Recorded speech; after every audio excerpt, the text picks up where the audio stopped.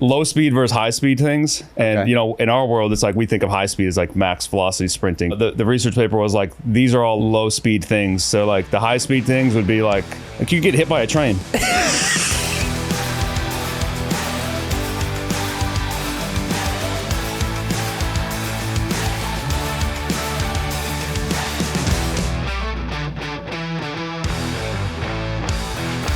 Coach 'em Up is proud to be sponsored by Plyomat. Plyomat is a jump mat that measures ground contact times, vertical jump height, and reactive strength index. Plyomat's trusted by over 750 coaches in 25 different countries. It's something that you can use in training day in and day out to give immediate feedback and drive output and intent. Plyomat's always in stock. When you order your Plyomat, you can get it within 1 to 3 business days and start your training immediately. If you get a group of athletes challenging each other to jump higher, get off the ground quicker, it transforms that workout into a highly competitive, highly potent stimulus. If you would like access to the best jump mat on the planet, use Coach 'em Up 5 to get 5% off at checkout. Again, code CoachEmUp5 for 5% off. Come jump with us, get a Plyomat. Welcome to Coach 'em Up. I'm Tim Riley. I'm here with Daniel Bach and Jake TUURA, and it's aimless talk, the best kind. How you doing, boys? I canceled my son's baptism for this. So. This is a phrase I saw on Twitter once, but I did cancel a call. Some guy You did? scheduled a call. Was it a paid call? Yes, but I figured it was actually 8 a.m. instead of 9 a.m. Calls falling out. I mean, come on, he's got too many. of He's the those. tendon. He's the tendon king. The now. guru. Well, I tell them if there's no refund for rescheduling on their end, but I can. But you can reschedule whatever you want. Yeah. That's how it goes. Yeah. Yeah. Valid. Dan, you had some topics that you were ruminating on lately. I did. Yeah. Are you Yeah. prepared? I mean, no. How do you know he had topics? We can shelf Has it. my communication this morning communicated as someone who's prepared? Not at all. Dan was late to the podcast. This is the problem with having people that you're close with on your show is that things always fall apart. Jake was late last time. Dan was late this time. But we're all here now. So it doesn't really matter. Yeah, we'll make something happen. Yeah, for sure. How did you know he was ruminating? Well, my plan was to have Dan on at some point in the near future. And we were like talking about potential topics. Last time Dan was on, the pod crushed. And it's one of our highest rated episodes. So I wanted to give Dan another opportunity to come back on. And he said that he had been gnawing on some stuff lately. But then you came into town out of nowhere, as you do. And I was like, fuck it, let's just get all three of us together. And so, yeah, I was throwing out a feeler to see if Dan had any time to actually formulate his thoughts. I mean, I can hop on a soapbox real quick. All right, let's hear it. What do you got, dude? The drastic limitations of general physical preparation. Okay, here we go. So there's some good dudes in the fitness industry. Smart, reasonable,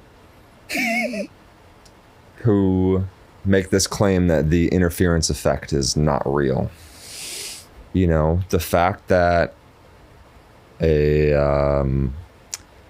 average or good strength athlete and also an average endurance athlete, like in the same person, can get a little better in both departments at the same time, does not mean the interference effect doesn't exist. For anyone who might not have an understanding of the concept of the interference effect, could you give a little breakdown of what that is? Yeah, so it's basically just the idea of different types of training interfering with the success of each one, or Right. the adaptations to each one.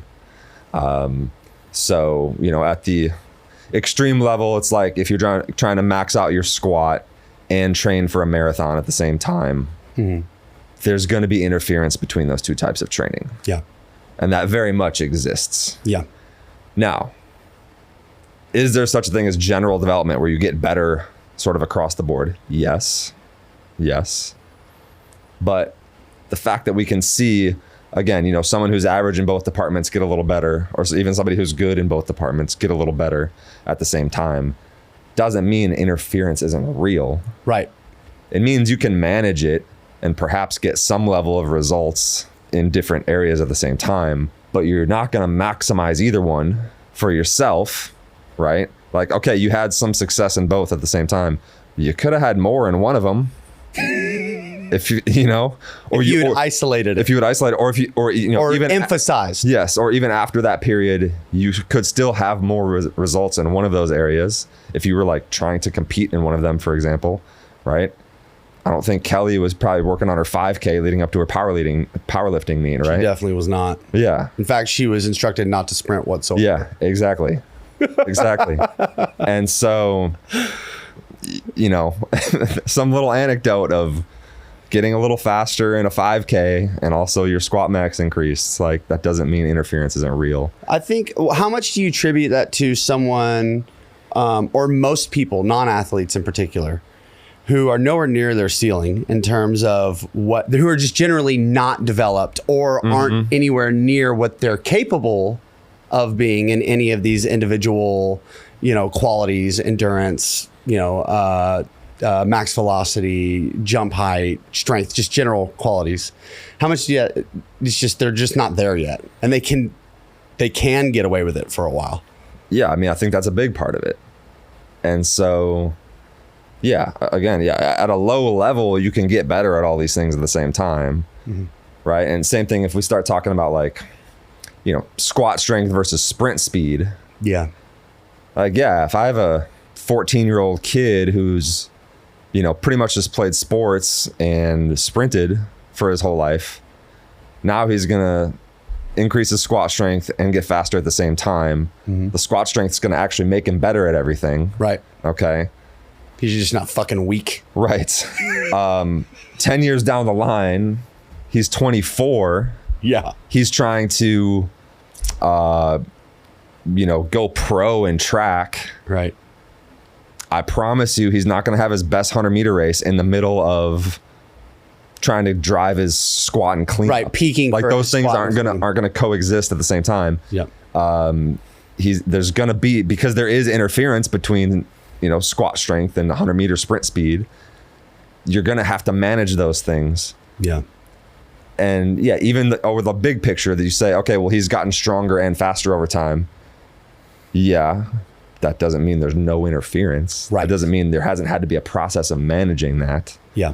And most importantly, like, not most importantly, but just the thing I want to also just make the point of, like, again, if you're talking about somebody average getting a little better, it's way, way different than, okay, well, we're not trying to get a little better. We're trying to get a scholarship. Right. Or we're Trying to be we're- elite. We're trying to win district. Yeah. Or we're trying to, qualify for nationals. That's a whole different thing. Congratulations on, some guy in his 20s took his 100-meter from 13.0 to 12.7. Cool. You're still, an average high school girl's time in the 100 meters. Right. Like, don't start talking about the interference effect isn't real because you got a little faster. Right. So yeah, that What just something that's been on my mind lately. what is going on in the interference effect? It's just This taps into a bunch of stuff we don't know yeah. fully, but I think nervous system. I think you're training your nervous system in different ways, whether it's for endurance or for sprint speed or for maximum strength. There's different things there. Definitely fiber typing differences if we're talking about endurance versus other things, versus like explosive performance. There's fiber type adaptations that are different. And then the sort of mysterious realm of muscle, tendon, and fascia architecture that we don't understand that well. But I mean, one thing we could look at would be just like fascicle length, where endurance training shortens it, sprint training lengthens it. And if you look at endurance runners and sprinters, they have like Very different. clear differences on average in fascicle length. And so, yeah, if you're just pulling your body in both directions at the same time, well, you're not going to be as good at either one as you could be. Right. Just a few examples. And in terms of the nervous system, like what I think of is like the old isometric force curve research, where basically you have one group do heavy strength training and one group does something more explosive with lighter loads, and then they do an isometric force curve. So isometric force curve, your limb is fixed in a machine, so it can't move. You start from zero tension, you scale it up as fast as you can to maximum effort, but all the dynamic factors of movement, like changing muscle length, changing joint angles, changing angle of pull, all these things are taken out because it's an isometric. Right. So you just get how fast can your nervous system stimulate muscle tension. And the group that does the heavy strength training, after the training, they'll scale it up higher, but at a slower rate on the isometric force curve, even with maximal intent. And the group that did the lighter, faster training will have a steeper slope on the curve. They'll scale up the force faster, but then it won't go as high. It'll level out at a lower force. So that's just an example of like, okay, training fast versus training slow. But that's talking about like heavyweights versus lightweights. Right. We're not even talking about like sprinting. That's not, yeah, exactly. That's not sprinting. That's not jumping. That's not stretch shortening cycle factors. That's not, like super high contraction velocity factors, like all these things. Even within different types of lifting, those different adaptations show up. So, yeah. So if I'm playing devil's advocate and I'm saying, okay, we're just talking about GPP. Like we're just talking about general preparation, having, sprinting and jumping and some weightlifting and some strength training and some hypertrophy and kind of having if your goal is to just be generally prepared, and that's the goal. That's the buck stops there, which is great for 99% of people, particularly non-athletes. I think it's a wonderful thing. Right. Then, conceptually, the idea of the interference effect probably would be, that probably just gets in the, like, you don't have to consider that because it doesn't matter, because your goal isn't to run a sub 11 or whatever. Yeah. Get the scholarship. Whatever. I do hear I think there's a delineation there. Would you say that's fair? Yeah. So in terms of, is this practically meaningful for the vast majority of people in the world? Probably not. Right. Who gives a shit? People just exercise, fitness, non-specific goals. Right. Sure. Go for it. Doesn't mean it doesn't exist. Yeah. And it doesn't mean that in my tiny little section of the world where I want elite sprint and jump performance, or even if I work with a 1500 meter runner, it's extremely relevant, extremely important. Right. I'm not having my 1500 meter runner do hypertrophy cluster squats the day of his, or the week of, or even the month of his district meet. Right. And it would be a terrible decision to do that. Yeah. Be way mistimed because there's interference. Jake, you talked about, obviously we've got the tendon goat here.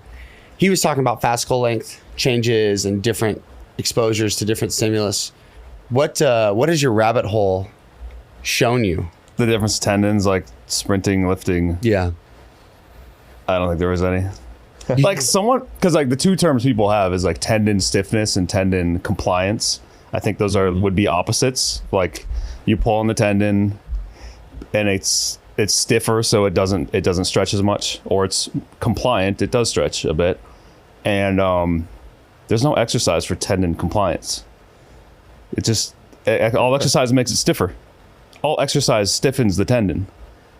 So if you wanted a more compliant tendon, I don't think that exists. Just don't do shit. I don't think. Well, I don't think. Detrain. Maybe, but then even you have the metabolic factors of being inactive. That then it is. I think it gets stiff but brittle. Right. The wrong kind of stiff, boys. Yeah. Because I've rupture prone. I've had those. Yeah, people have had and stiffness is a positive thing, except for the brittle aspect. But stiffness is a positive thing usually. But I'm like, everything you do, every activity if you go around the house and do laundry, you increase collagen synthesis in your tendon by just exercising the tendon. Compared to doing nothing. Compared to doing nothing, yes. And anytime you have collagen synthesis, it's going to be the structure is going to get stronger and stiffer. So it's like every day you're improving tendon stiffness. I don't think there's anything you can do to make it more compliant. I don't think there is. And maybe it's best to talk about like a healthy situation, because I think whenever we go down to pain, it's like the tendon actually functions completely different, and My tendon's functioning different today. a lot of the things don't. Yeah. We play like 6 games of basketball. Y'all played like 6 games. I lost and had to sit on the sidelines for several. Yeah, that was not good. Anyway, sorry. I want to go further on because it reminded me, the interference thing reminded me of like the Mark Ripito circle of the guys with big guts being like, we're trying to, that area of the guys arguing that the interference effect is real. Like that's just an excuse to be diabetic. Oh yeah. To get diabetic, Right. Drink a gallon of milk. Yeah. Milk 5 by 5. So even like don't walk. You should avoid walking. And then I'll say that, but it's like, Right. avoid any activity outside of sets of 5. If you're not low bar back squatting, Hips back, back. butt out, chest out. I was gonna go on. I forgot where I was going with that. We were at Chipotle yesterday talking about Ripito, and he had a video about, he said phenomenology, like what you see in the real world, if that doesn't agree with the research, then the research is wrong. That's what Ripto said. Yes, and it's so true. It's so true. And Dan was saying the same thing, how I've read all this research on tendons, but if something in the real world disagrees, then that research is wrong. Defer to real world. Yeah. When in doubt. Yeah. I don't know how that was relating on this, but I'm not sure. Yeah. Well, maybe you're just thinking about like my real world is I'm trying to maximize performance, and so maybe that's different than. But I guess that's not really versus a research. it was going to relate on tendons, but I forgot. I was going to relate. Yeah. Can I ask regarding tendons? Where does hysteresis fit in? Because that's the other. That's the other term that came to mind when you were like stiffness. So how much heat it loses when you like when you the do an energy activity. storage and release. That Yeah. my understanding was that like plyometrics increase hysteresis. Or So you get more hysteresis. Yeah, I don't know exactly what but basically you get more energy back for movement than you do like heat loss. Right. Yeah, because you always lose a little bit of energy to heat with the tendon, and if you do a counter movement jump, you go down and up. You would want all of that to be recycled up for your jump. You wouldn't want it to just be dissipated as heat, I guess. That's kind of maybe that's somewhat inaccurate, but right. Well, so I thought the idea was like plyometrics improve that process. Yes, like they improve the energy storage and release more so than they improve stiffness. And then strength training is more has more impact on stiffness.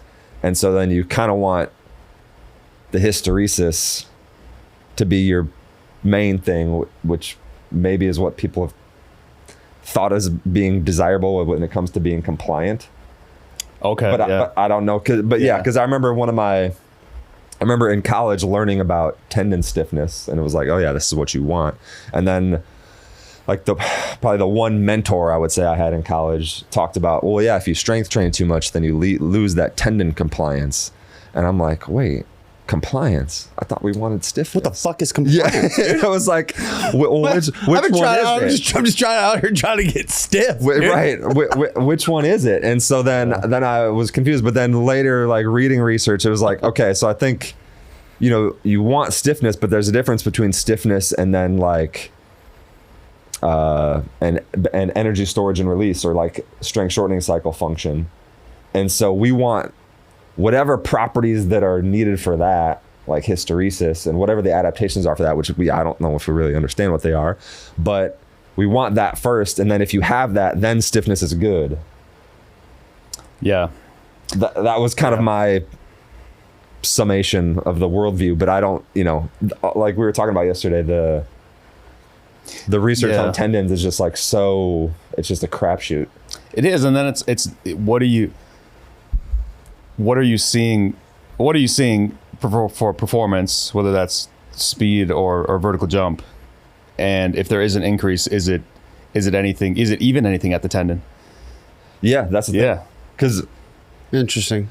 How often do we have a performance-based research study where they're like, oh yeah, we increased vertical jump or we increased sprint speed or something, and then we took a look at tendon adaptations? Like, I don't think I've ever seen that. Yeah, and I think I think it would be I think because of just looking at the structure of muscle and like how quick the nervous system adaptation can happen. Like that one, I don't know if you guys, that old graph, I don't know if that's accurate, how it's like someone starts lifting and the first gains are neural adaptations, and then it's like, whether that's completely accurate, it's like, there has to be some, but I'm thinking there has to be some truth to it of like, I just think the coordination gain you get in Yes. Yeah. And then maybe it's hypertrophy. And then later on they did it with tendons. It was like, for tendon pain, one of the last things to adapt was the tendon. So I'm like, if you did do a study to look at performance increase, if it did come down to tendon, maybe you wouldn't even see a tendon gain until like 3 or 6 or 12 months down the line. And all the performance increases you were seeing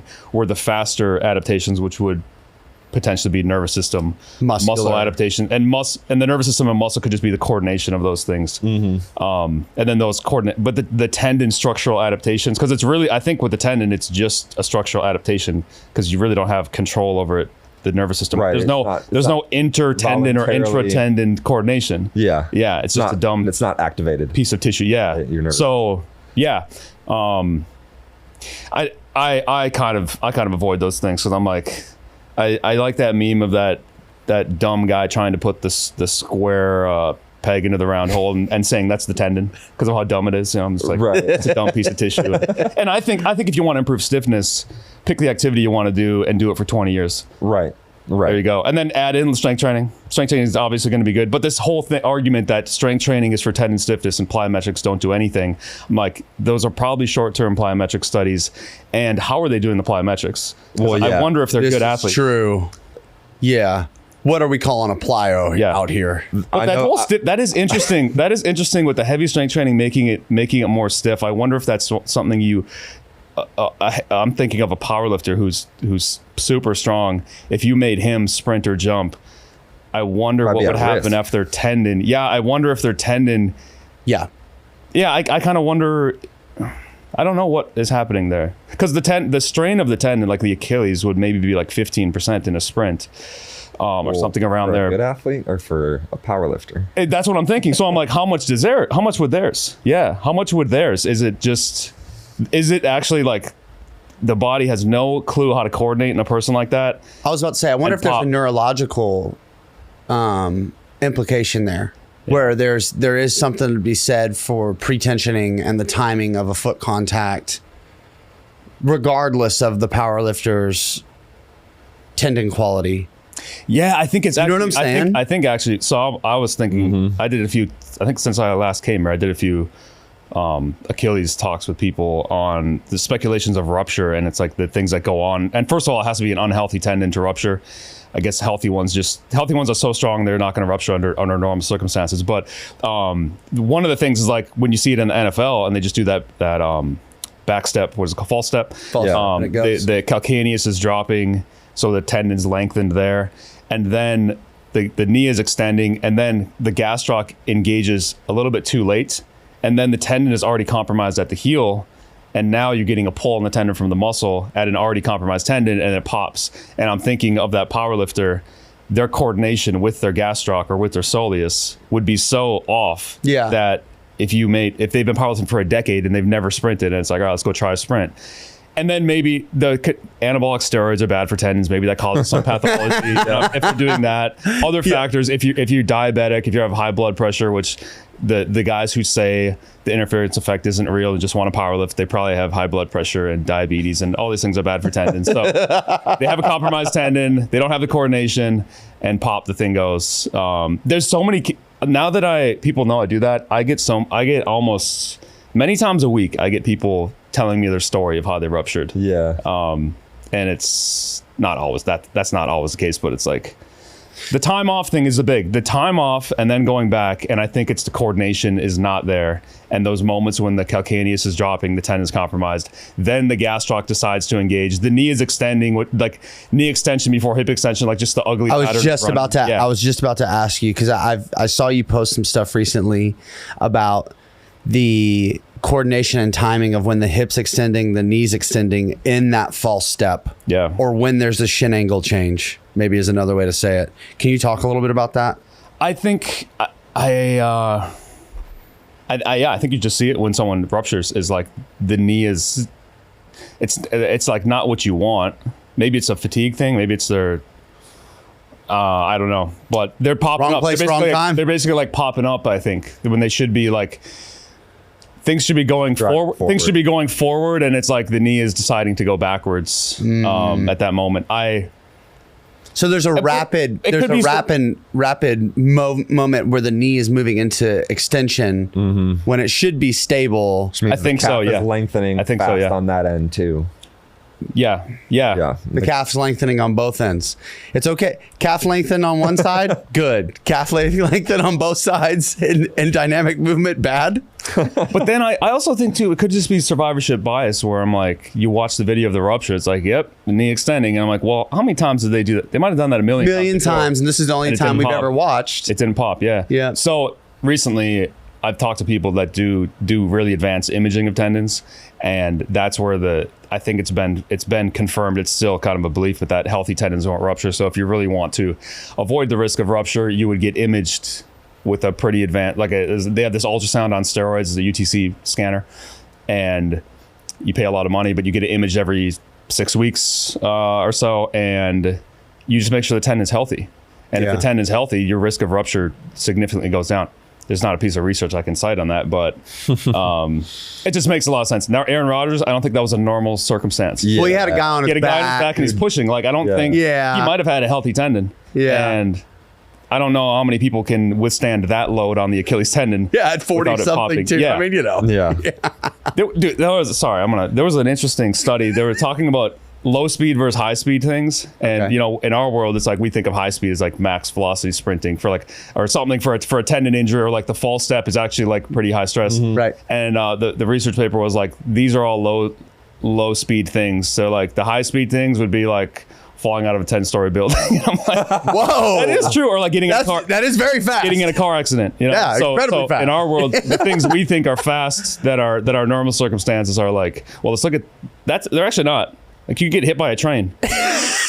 Trains usually aren't that fast. And you would have to worry, your tendon would be the last of your problems, probably. You usually dissipate it in many other ways. But if you jump out of a 10-story and I'm like, I'm going to take this all with my calf and Achilles. Yeah. They're popping. So, and that actually reminds me of something. What's that guy? I think this is the second time I've brought him up on this podcast. I think his name is Chris Scott.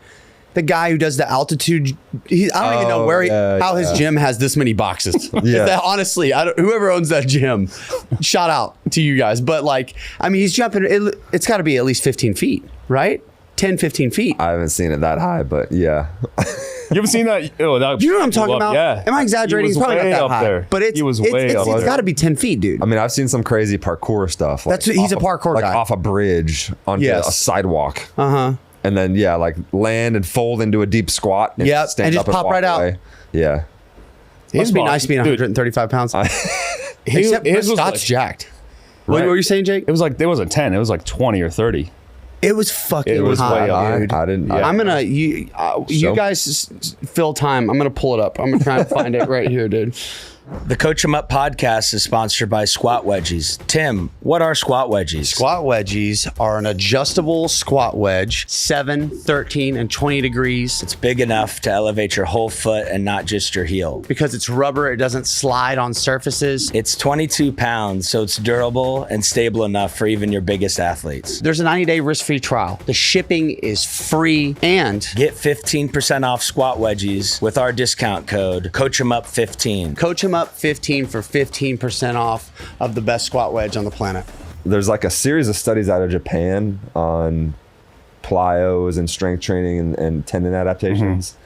And I know there was one that I posted about sometime in the past year or something, where it was like the tendon adaptations to the plyometrics did not include increasing stiffness.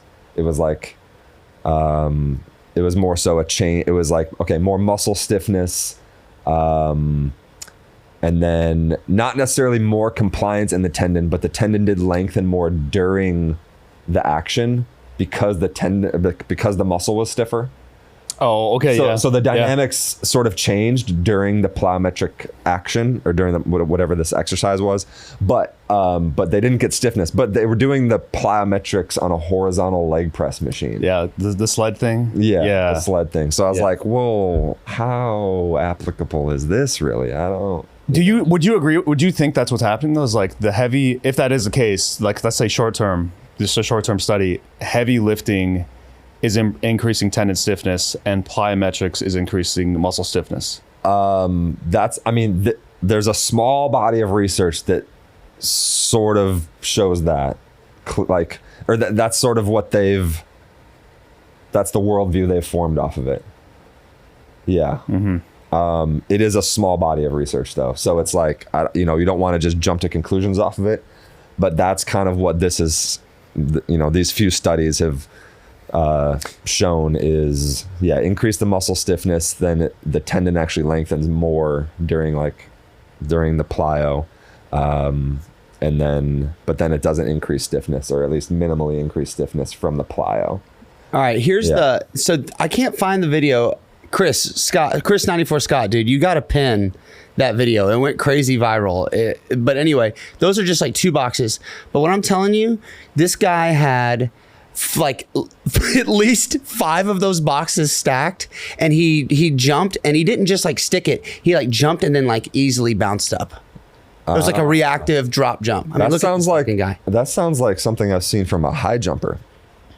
Oh, I know what you're talking about, where he springs off the floor. Yeah, he's like, I don't know, Chinese or Japanese, I don't know, but he's like, drops off from 2 meters plus, and then just bounces up, and he's got his hands on his hips. Yes. And it looks super easy. And he flies. Yeah. Yeah, this guy's a stud, dude. Yeah, Well, shout out Chris 94 Scott on Instagram for having the most absurd altitude drop I've ever seen in a gym. Tim gassed you up with no video evidence. I can't find the video, but I mean, if you've seen it, if you know, you know. It's an absurd video. All right, well, I'm going to give up on it because I'm tired of scrolling. But is it Tim Champion, the guy that Matt Watson? Yeah. Holy shit. Parkour guy, yeah. Those guys are crazy, man. Mm-hmm. He's like gymnastics skills in there, too. He's got I wonder if he had a lifetime of gymnastics growing up, because I'm looking at him doing like those like flips going from bar to bar. And I can tell you right now, my shoulder, there's never a chance. If I did that my whole life, there's no way. It could have been gymnastics or just calisthenics. Yeah. Like the bar experts. But yeah, he's a beast. All I think when I see those guys, when they run up to a building and plant their foot, is like Achilles rupture. Because it does happen. Yeah. Did you think of the dorsiflexion that they're getting when they're running up to a building right in front of you? And then you got a dorsiflex on it, Yep. Boy, what could you imagine? Because like they'll do that thing where they scale from one side of the building to the next. Can you imagine the third hop on the scale, just Achilles pop? So then it's just a drop. Straight rock to the ground, dude. Yikes. Yikes indeed. Golly. Jake, what's new in your world, dude? I saw that you were at Boyle's. Oh yeah, I spoke at Boyle's. That was fun. Tendons for trainers, and I got it done like 2 days prior. I had only worked on it 2 days prior, but got it done. It's like a 90-minute talk. But I mean, the thing is, I've been spending like 5 years. That's all I've been looking into. So right, I don't need to, when you do something like that at that point. Yeah, when you do something like when you spend so much time, 5 years, 24/7, like. The presentation should just write itself, right? If I'm able to sit down and focus, which, whatever, I got it done, and I've just always been like shoot from the hip guy, anyway. So right. That's just it has to stay on brand. I can't prepare. Did we talk about our last presentation on our last podcast here? Oh yeah, I think so. We did. That was but Jake, it was so hard for me to get those things done. Yeah, I have a problem of like procrastination with things like that. Don't we all? And then it gets to crunch time, and then it's like full panic mode, and then that's like the only way I know how to do my best work. It's really it's not my best trait, but I do get it done. It gets done. It looks like you crushed it, dude.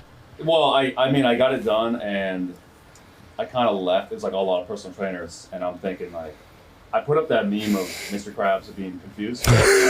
Yeah. Yes. So I kind of preface the whole talk. I'm like, you guys might feel like this because I feel like this every day. Right. So I just felt like I got there day one, and the next day I had to present, and I had to present the last one at 4 p.m. So all day I'm waiting. I'm like, this sucks. But, yeah, I gave it, and I kind of left and went right to bed because I was kind of stressed out from it. There's so many things I should have changed, but it was received really well. It just made me realize. Dan and I went and got Chipotle after we dunked, and it just made me realize that the people I'm around and the people I have on the podcast are the top level of intelligence with tendons. So for me to get anything done tendon wise, I feel like it has to be very good. Yeah. But there are billions of people who have no clue that would value from me giving even 2% of what I know. Yes. Mm-hmm. But you don't realize it if you're only around people who are very smart. Yeah. You don't realize how stupid people are. Right. Or just uninformed. Yeah. Well, and they shouldn't care. So the whole collagen question, I brought that up during the talk because I had collagen, and I was like, one of you is going to ask. I had to stop. One of you is going to ask after this whole talk, 90-minute talk, in-depth on tendons, should I take collagen protein? And I was like, yes, go ahead, take it. But it's a dumb question. But I don't blame you. I don't blame you. You don't care about tendons, but it's a bad question. But it is. If you don't really care, there's many subjects I don't care about. Right. And I might ask something stupid like sprinting. I don't care. Yeah. We were talking about this the other day. You were telling me like, I know so many people who their goal is to get faster, and I look at them and I say, what the fuck are you doing? Why are you doing this? And like, I'm one of them. Like, I'm trying to get faster. I'm like, Jake, I'm trying to get fast. Jake's like, you're an idiot. Well, I just like jumping and lifting. And then when it comes to basketball, sprinting obviously helps, but I love the Paul Pierce types. Who are not that explosive, but they get their shots off. They skilled things. One interesting thing with the tendons we were talking about yesterday is the track and field. So like the bad tendons, like if your Achilles and patella are kind of beat up, like maybe all of ours from playing yesterday and dunking, if our patellas are a bit beat up, we can go play today and get along just fine. We might actually have a great slow you down. Yeah, we might actually have we might be able to score and win all our games. Yeah, might ball. If we're a track athlete and we have a bad patellar tendon, we're not going to hit a PR.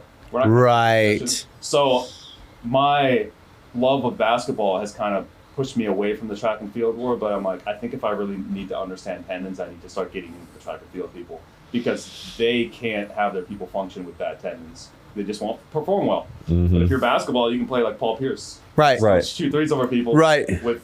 You can find by a thread. It's less.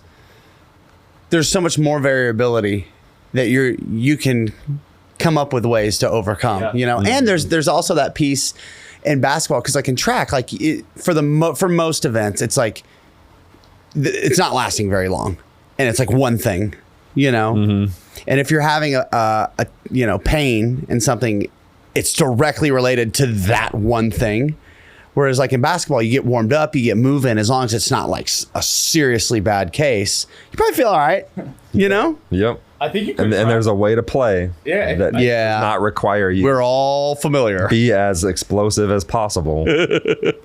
It's like, and then if your right one's bad, you probably could watch, if you were really in tune with it, you could just watch them playing like they're not cutting off their right side. Yeah. Yep. They're not landing on their right leg. They're not doing things on that side. But it makes it kind of muddy because you have the warm up effect, and that warm up effect makes you feel great. Mm-hmm. You might actually be able to go do those things. But the track and field, you can't get by. You can't get by with those things because the numbers. It's all about the numbers. But in basketball, I'll just start pulling from half court, and I might make it. Yeah. Right. Especially if you're a Paul Pierce type, Yeah. Like Luka, James Harden a bit. I love those guys. So yeah. I resonate with them. The real explosive, like Westbrook, when he back in the day, like that ain't me. Yep. Yeah. Yeah. I think what is that? P3 Sports Science or whatever. They do that force plate stuff with NBA players, and I think they found that James Harden does have like elite deceleration ability. Yeah. I could see that. That's his whole game. So there's some elite athleticism hiding in there, right? Even if he's not, just like flying all over the court and dunking on all the time. And it's so funny because it's like people are like, oh, James Harden isn't an elite athlete, it's like that motherfucker can dunk easily. Right. Like he's a very good athlete. Off his right leg. He's just not like Ben Simmons when he first came out athletically, or he's not Anthony Edwards. He's not Ja Morant. Right. Yeah. These guys that are like even the worst athlete in the NBA is the best athlete you've ever met in your life for most people. I mean, okay.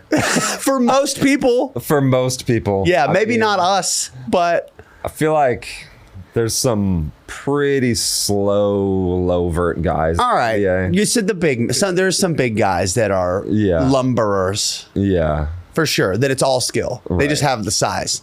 Like Boban is probably right. That's an extreme case. Anyway, yeah.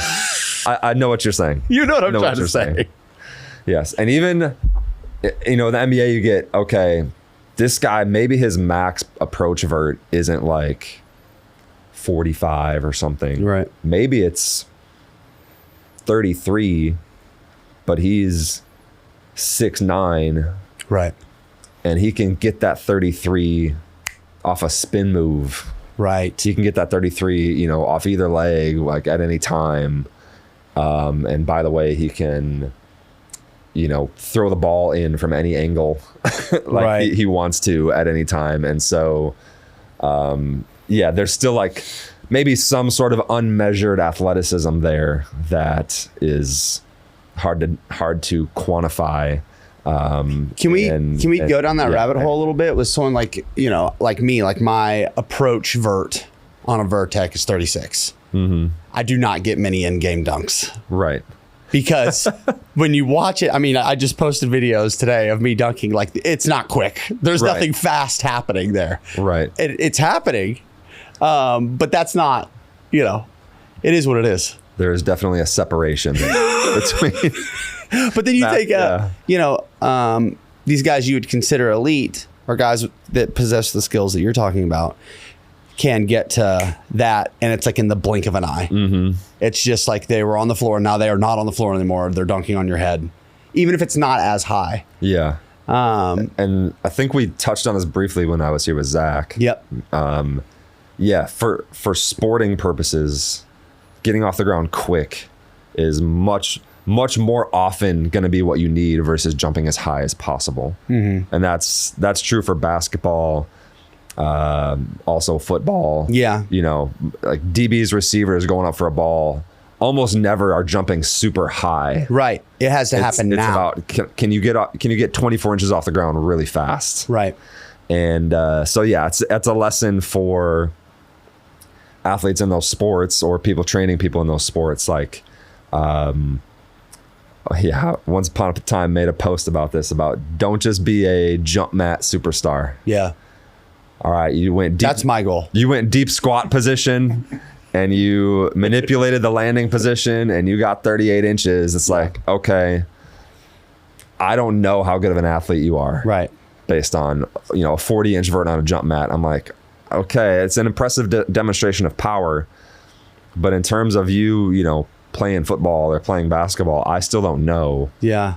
How relevant such a lie, dude. I love, too. listen, like I actually just got a plyomat and that thing's pretty sweet. I'm not gonna lie, that thing's fucking awesome. Okay. But generally speaking, like, you'll see all these trainers posting vids with like their kids. It's like jumping 35 inches on the plyomat. It's like, no, they're fucking not. Yeah. They're not doing that. That's on the plyomat. They are doing that. Put them on a Vertec. Yeah. It's not happening. It's going to be a 27-inch vert. Exactly. I did a post with my buddy Logan a few years back where he visited here in Austin, and we had a jump mat at Acceleration at the time, and I taught him how to manipulate the landing. I was like, so you just you got to pick your feet up and land in a squat, and he did one that was like pretty well manipulated, and he hit 42.2 on the jump mat. Jeez. He did 37 on the Vertec that same day. Wow. That's quite a discrepancy. Yeah. And I can't tell you how many videos I've screen recorded of those jump mat videos. And so you watch the strategy of hands down, bend at the waist, pull the feet up. everything you can do to manipulate where your mass is to keep your feet off the ground. And then, the result is like, you just land late. Land late as possible. Added 6 inches to your vert there. The other thing is also such a nerd, but I've screen recorded those videos and gotten the airtime off of there. And the jump mat is generous on airtime in a lot of cases. Because people will like film the little box to show the inches, but then on the other side of the screen it shows you how long they're in the air, and it's not accurate. Right. And so I don't know if they calibrated it to like account for, is it supposed to be not when the toes leave the ground, but maybe it's when the heel leaves the ground or something. I don't know why, but they're like consistently generous even on the air time. So that's not even a thing that the jumper is manipulating. That's just like the mat just ain't good. So the Plyomat, shout out Plyomat. They sent me one, and there's an option for you to actually, there's a selection you can make that alters it to have the same outputs as like a just jump mat. That's funny. Isn't that funny? Yeah. It's like kind of a slick diss a little bit. You know what I mean? It's like, listen, subtle, sophisticated diss. That's right. Like, listen, if you need to feel good, right, here's that setting. Okay. Right. Because from what I can tell, I've only been using it for a little bit. Is that it's a much more accurate representation of, and I actually have it in the trunk of my truck right now. I'm gonna get it out here some point over the course of the week and get on after the pod. Yeah, I've got the Plyomat, I've got the Vertec, and I'm gonna do some good old fashioned nerding out and maybe record it a little bit. I don't know, make a post. Who fucking knows? Let's see where it takes us. Maybe a little dose of reality in there. Let's test my vert after 11 months off. Yeah. Dude, can we talk about the fact you're still dunking after 11 months of not dunking whatsoever? Have you been training your lower body, dude? Like, what have you been doing? The lower body. Okay. But not to deadlift 300 and squat 3 is the most I've done. Right. Yeah, real heavy ISOs just recently started, like 5 seconds for quad and patellar, but I don't think that's anything to do with it. Just an experimentation. I was going to say, though, now that you're hating on jump, man, I have another thing you hate on is the band assistant. And wow, I know Nathan Welty's watching this. Of course, but he... Oh, we had velocity. Shout out Welty. If I remember correctly, we brought the jump mat over to the band assisted jumps, and we did the band assisted jumps with the jump mat. I think we hit like 50 inches plus. Excellent. just to get a high reading. Yes. Before we get on that, I was curious on. So recently, I met I was at the Orlando basketball seminar. There was a guy, force weight guy, Drake something, Hawkins. Yeah. Cool guy. I told him in his videos he looks like he doesn't lift, and when he gets the headshots, and then I meet him, I'm like, dude, you look a lot bigger in person.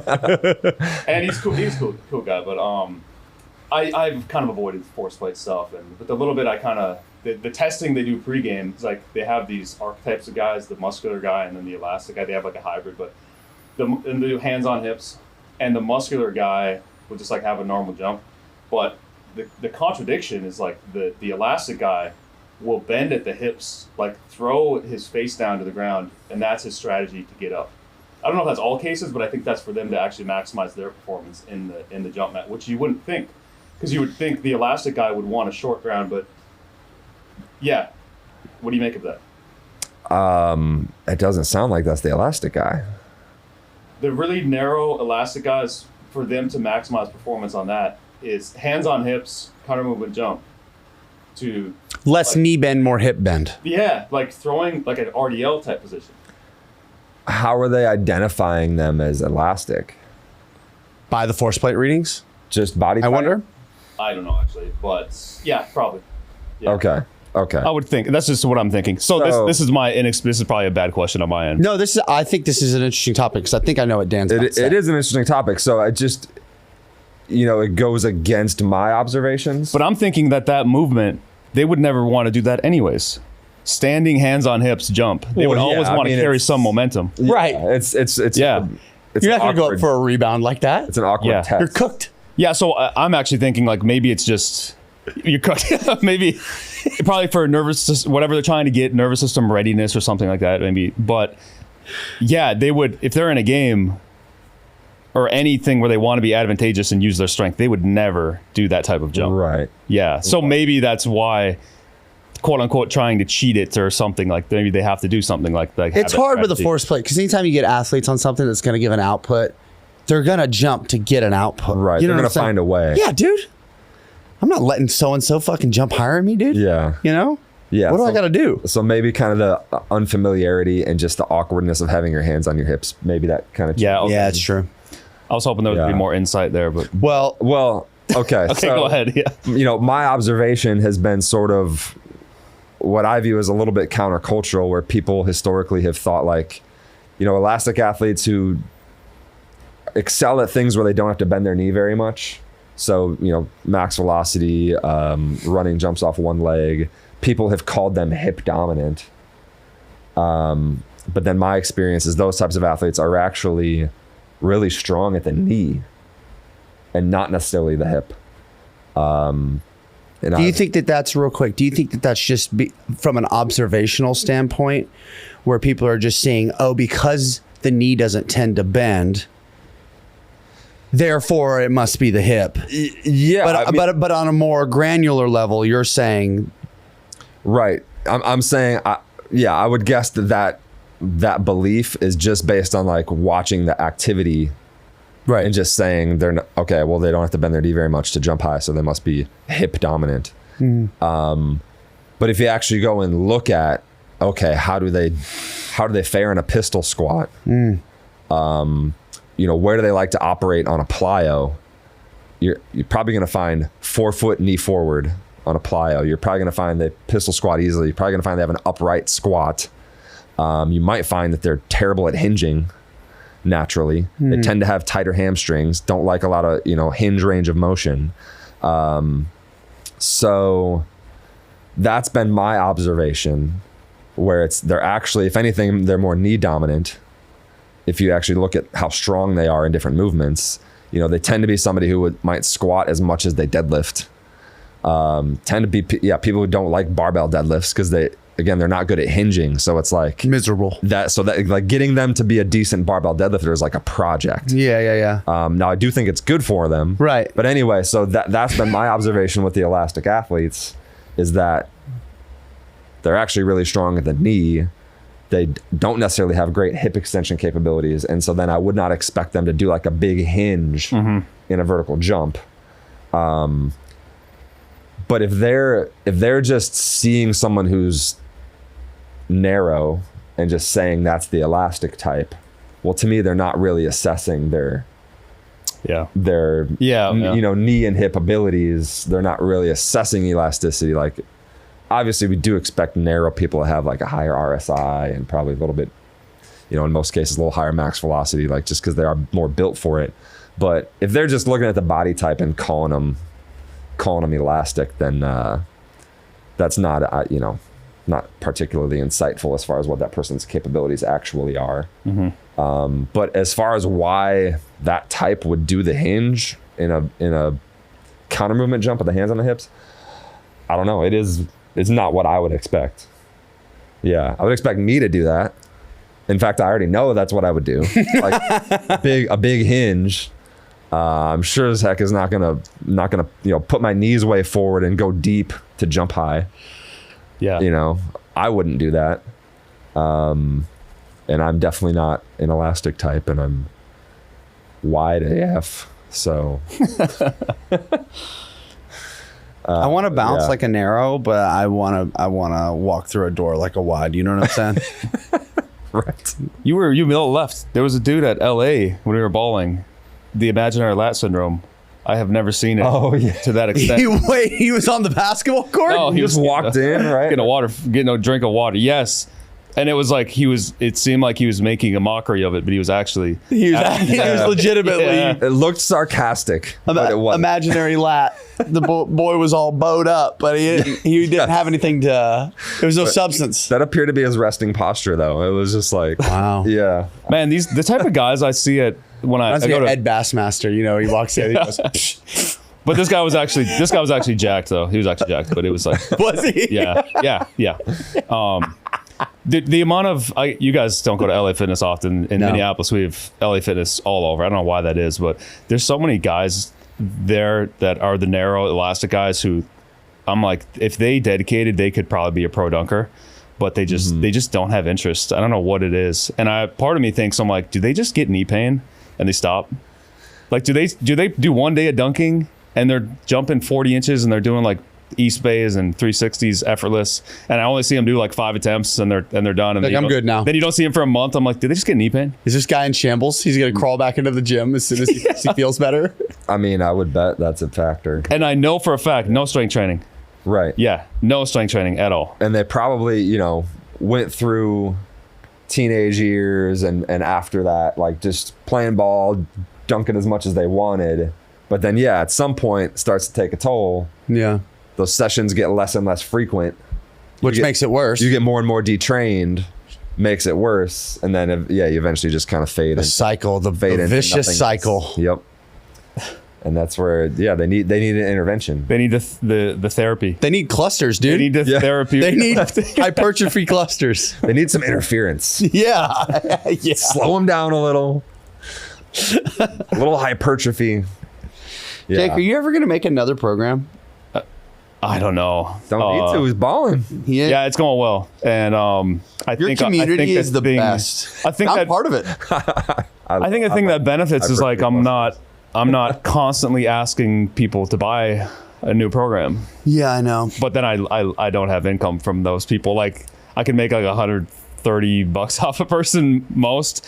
But yeah, the people that bought clusters, $47. They got it a decade ago. Like I haven't gotten any more money off these people.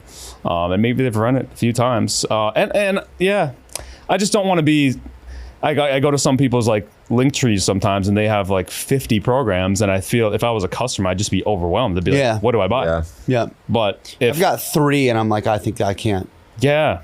So I could be wrong though. Like I'm gonna just delete one, because eventually I'm gonna have a subscription service where you can just train with me year round, and it's just fuck off season, fuck in season. I don't want to hear any of that shit. If it's not for you, just don't do it. Don't do it. Just stop for a month, dude. The fuck? Like do 1x20 for a month. Do Jake's 1x20 program, and then when you're ready, come back to the program. That's what I'm calling it. It's gonna be called the program. It's always off season. Yeah, we'll see. Recently though, I went to a few talks, a few seminars, and fascia is big now. I was about to. Oh my god, dude! You took it earlier when we were talking about tendons. I was like, "Is fascia back, boys?" I mean, I didn't know it was ever really a thing, was it? I thought it was like, dude. No, there was a time I remember specifically where Thomas Myers would have gotten a hand job from every single strength coach in the community at one point. If you didn't have a copy of Anatomy Trains and have a post about fascia, you are a fucking moron. And I see it, the curve, it's coming, the pendulum swinging back, where it's like people have run out of things to talk about, so we're going to start talking about fascial slings. And actually there's someone who made a post the other day that I really appreciated, where it was like, fascia gets trained with everything you do. It's along for the ride. Who was it? It was Angus. Okay, yeah. It was a great post. I was like, in Orlando, Bill Parisi. I don't know if you guys, Bill Parisi, he was like a legend back then, right? In the speed world. Aware of him. I don't know him. Maybe not a legend, but like he was very popular in the speed world. Has a lot of gyms. Speed school. Yep.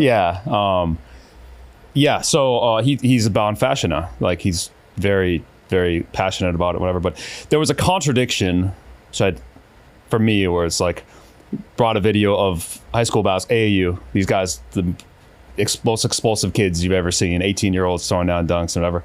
And if we say it's all because of the fascia, they're fascial driven. They're fascial. How do you know that? The fascia guys will say that's because of fascia. End of story. Yeah. Muscles, tendons, no. They're like, this has got trained in 18 years of basketball. They've been playing for many hours a day, 18 years. Those are the fascial athletes. And then we get to the training. How do we develop fascia? And we take like the aqua bags and the vipers and we do that type of stuff. Yeah. And I'm like, hold on though. Like these guys, like the box is checked that their fascia is good. They don't need to do the aqua bags and that stuff. maybe what they need is the box that's not checked, which is like strength training to stay healthy, and let them play basketball. And then you look at, if we say the fascia, it's the viscoelastic, so like the speed is the thing that's training the fascia. In the nature of basketball, the aquabag and the viper, that's not the speed of basketball. That's like detraining. That would be like exactly. That would be like, do you want to train for a powerlifting? Let's go do sets of 20. Yeah. Like the intensity is not anywhere near. So does it get trained with everything you do? I want to be disciplined. You know that video? I wish there was something amazing about fascial development, but I feel like it's this thing where fascia is everything. So I'm like, therefore it's everything, therefore it's nothing. Therefore it's nothing, yes. So you can't, you can just say fascia and people go, what's that? Is that the thing I'm missing? Is my fascia, are my slings good? Tell me my slings are good. Have you seen that video of Damian Lillard with the water? So I posted a video about that with Boosie saying, come on, man. Did you? Yes. Okay, I put a story, I remember. And I said, I hate the world. That was my comment on it. I made a post about it, and it's just like a react video because, it's like, what are we doing here, boys?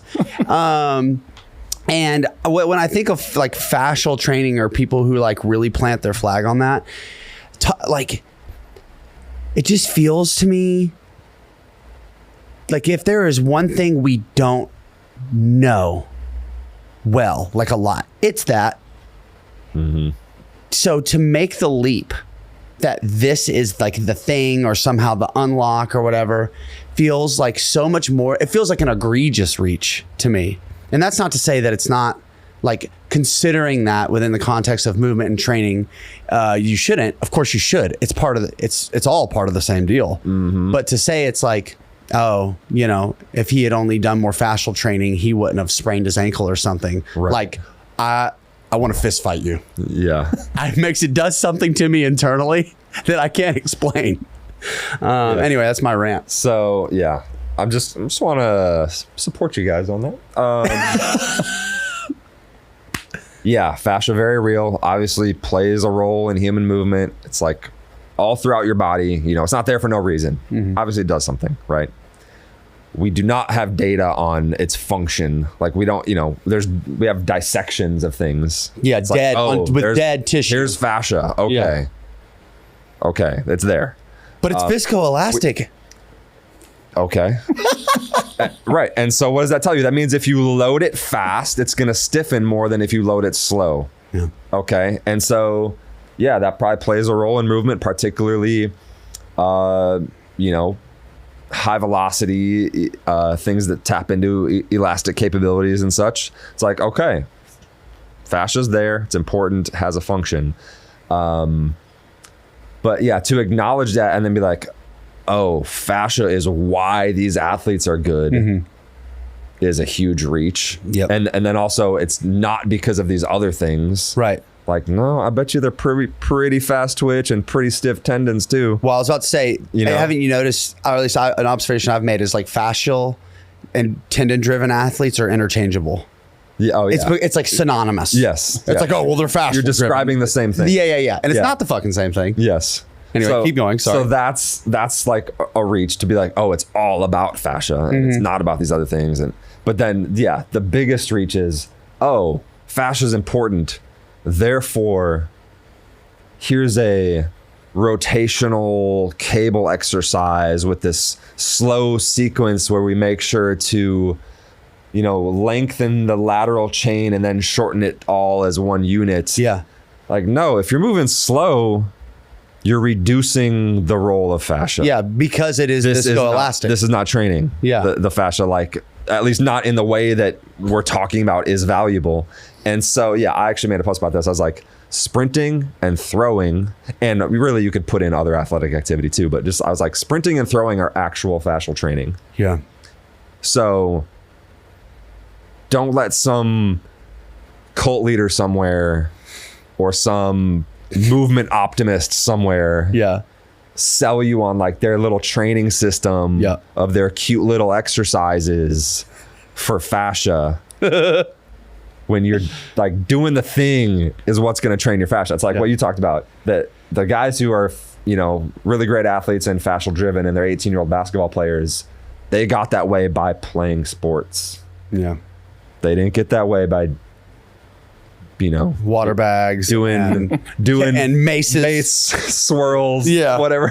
I'm training my fascial sleep. My other thing is like, you are. That's what you're training. You know that. Mm-hmm. How do you know that? Yeah. How the fuck do you know that? Measure it. Yeah. Where? Yeah. Oh, you were able to get some quantifiable evidence out of that from that mace training program. Oh, you weren't. Oh, you felt better. Oh, you stopped bench pressing. You started doing mace flows, and now your shoulder doesn't hurt anymore. Shoulder feels better. Oh, well, man. It's probably because of the fascia. You probably changed your whole biomechanics. To anyone out there listening who loves fascia, and it's like your thing. Look, man. Here's also my thing though. If you bring to me something with sufficient evidence that's like, hey, and it doesn't even have to be, I don't even need a research paper. Fuck a research paper. Yeah. You show me where you've implemented something and it has repeatedly made people better, even at 60%. Yeah. I'll try it. Like better at something. I'll try it. Like I'll try it, something dude. measurable. I'll try it and I'll eat crow. But until I see it, I remain a skeptic. Yeah. There was like two talks on fascia. There was a guy from Hawkins, Oliver, does a lot of force plates readings, but doesn't know anything about training. Great guy to talk to. I love the people with. They're just only nerds. But he has no skin in the game of training. He also has no knowledge of training. Great guys to talk to get insights on so like they had one of the talk was like it was an analogy of fuzz. You have the fascia's like the fuzz, and if you don't move your shoulder one day, you build up more fuzz, and so it's like fascial adhesions if you don't move a joint. Interesting. And we get done with the talk because we just had to talk about the amazing fascia is and everything, and then Oliver comes up and he's like, "Hold on, is fascia good or bad?" I was like, thank you. I don't know. Yeah. It's like, but you've got this knotted up fascia. That's why you're not moving well. It's like, which I think like there might be something to that too. Of like when I had my lat and all the surgeries, I had to keep my arm at my side. So like that whole thing gets stiff. Is it fascia? Is it all the other structures? I think it's probably everything. Yes. But I was thinking about I've been getting this with tendon recently. Is I think there's one study, Kongsgaard study, where they did a bunch of volume on the patellar tendon and they saw this really big strength, stiffness gain, or whatever. So I'm thinking, I think you've addressed this. You've said this, and then you copied him. But he said it's hard to develop structure with low volume, right? Yes. Hard to develop structure with low volume. I did. Yeah. I give him credit, though. That never really sat well with me, but I had a conversation with Jared Amflick, and his tendon rehab programs are crazy high volumes because he's like, to get the collagen synthesis, you need a very high volume. And fascia is made of the same thing, collagen, different types of collagen, not just like the type 1, but it has many types. And it also, if you look at the videos of fascia, like the webs and everything, that thing looks so weak. I'm like, if we're gonna say that's the reason for someone jumping 40 inches, like that ain't supporting you. Like a cobweb is supporting you to jump 40 inches, or is it the bone and the tendon and the muscle? Yeah. Probably more relevant for like throwing a baseball. Yeah. A light implement. But anyway, go. Yeah. So the high volumes needed to develop structure. And I'm like, okay, that's got to be true with the tendon, because if you look at the tendon research on increasing strength and stiffness, it's like lifetime of loading is what's going to do it. And then when you get in weight training, you can't just do 2 sets of an exercise and see a change in the structure of a tendon. You need a really high volume. And then think of those kids who are 18 who played 3 hours of basketball for their whole life. Yep. And that's how they developed the fascia. And give me a Viper or an Aquabag, and I'm going to be bored in 5 minutes. Yeah. And I'm going to do it 5 minutes twice a week. Mm-hmm. I ain't getting any volume with that. It's going to do nothing. Give me a basketball. I think I already talked about this on this podcast, but Viper was like such a big deal for a while, and every basketball strength coach used it. And I remember watching, being like, that is so fucking stupid. Where they are not training shit. They're like, it's great for mobility and strength and end ranges. It's like, it's not good for either. Right. It's like you're killing no birds and you're throwing a lot of stones. Right. Nothing's happening. Anyway, go on. Well, that was my whole point, but I think I'll justify it and say, if you want to do it as a warm up, go ahead. Great. Cool. But I would also say that. I would also say, if you want to do anything as a warm up, go ahead. Yeah. Anything in the world. And if the basketball guys drank the Kool-Aid that they think that's going to be good because they saw some pro guy do it, Cool. I'd probably throw it in there, you know? Yeah. Yeah. I feel better when I play hopscotch with the Viper. Great. It's part of your warm up now. You know? I will say right now, I'm proud to not even know what a Viper is. Oh, wow. I don't even know what we're talking about. It's a long cylindrical tube with handles on either side and in the middle. And I'm going to just pull it up on YouTube. So Viper training. And you do like a lunge and you punch with it. Okay, I feel like I've seen it. You've I've definitely I've seen it. dude. I just didn't. You've 100. Yeah. Oh, Lord. Oh, God. You guys read anatomy trains? No. I made it a quarter through and I'm like, I might try more, but I could see how a seen young pictures. I could see how a young strength coach though could create their whole Here's this identity guy's around. 10 favorite Viper exercises. Oh, Lord. Oh, hell yeah, dude. Look at this fucking jabroni. So, is it just static? Oh, yeah. Oh, I've seen that. Hell yeah, dude. Look at this guy getting it. It's just weight. Look at all Nothing else in there. Well, it's probably training fascia. You just don't know that No, because I'm you're saying not a good object coach. itself is just, it's not water or anything. No, it's not. It's just a rubber tube. A rubber tube. Look how happy he is to be vipering. That is. Well, apparently their branding and marketing sucks because I didn't even know what it was. I mean, Even though they I've did seen- good for a while, and they're expensive. Are they really? They are so expensive. Dude, that thing right there he's holding is like $600. Really? I swear to God. Yeah, dude. Yes. The exercise is right for you. Look at him. Is that a little weck twisting in there going on? Or Goda? He's cornering. He was, cornering. dude. What? Viper Halo block and chop. Oh, it's a loaded flow series. That's how you know it's going to be useful. Hell yeah, dude. Yeah, just give me a ball and let me go to LA Fitness. Literally. Oh, Look at this. my goodness. Yeah. Yeah. Now look again. If it's something you just like doing, that you enjoy, but just say that, Right. bro. Just say that. You don't have to. You don't need to make everyone think you're smart or that you've figured something out. Just say that you like to play around with a rubber tube in your garage. Look at that curve. That's how you know he's training. That's how you. Yep. That's how you know. There was another contradiction. I'm just gonna let this run in the background for a while. It was one of the things with fascia was the hydration, like the hyaluronic acid. It's like hyaluronic acid is within fascia and it pulls in water, hydration. Okay. And the thing was like this type of exercise is good for getting that type of, and I'm like, well, show me that research. I don't know if that's even true, yeah. But then the thing, so like that SpongeBob meme I have of him swelling with the bad tendon, is one of the things that comes in is hyaluronic acid, and what goes with it is all this water. So it's actually like you want this. It's our thing of trying to reverse engineer something that we should just leave alone. Yeah. Because it's like you say we want more hyaluronic acid, but if you have more, when you blow up your tendon, it's an increase in that. And actually, one of the new therapies is an injection of hyaluronidase to get it out. Wow. So it's like I think this whole idea of trying to reverse engineer athleticism or something is like, could we just leave it alone and just address the obvious things? Because and then even the methods you're gonna do are stupid, but then you're gonna try to justify the dumb methods with it's because of this hydration thing. Yep. Just levels and levels of justification, wrongness. That doesn't mean a term, but yeah, you're just getting more and more wrong as you Inferno of continue. training. That's right. 7 levels of hell. Yes. Yeah. The level 5 is this guy's garage. I mean, if this Jesus. If this takes off, you know how you make quads great again? We're gonna get to the extent where it's gonna have to be make lifting great again. Yeah. Honestly. Yeah. Just lift. Isn't it funny how the pendulum comes back up where it's like, you know, for so long, like the thing that made you sound and look smart was like to bash lifting and bash coaches where strength is the priority and it's all about fascial stuff and rhythm and plyos and stuff. And it's like, it never wasn't about that.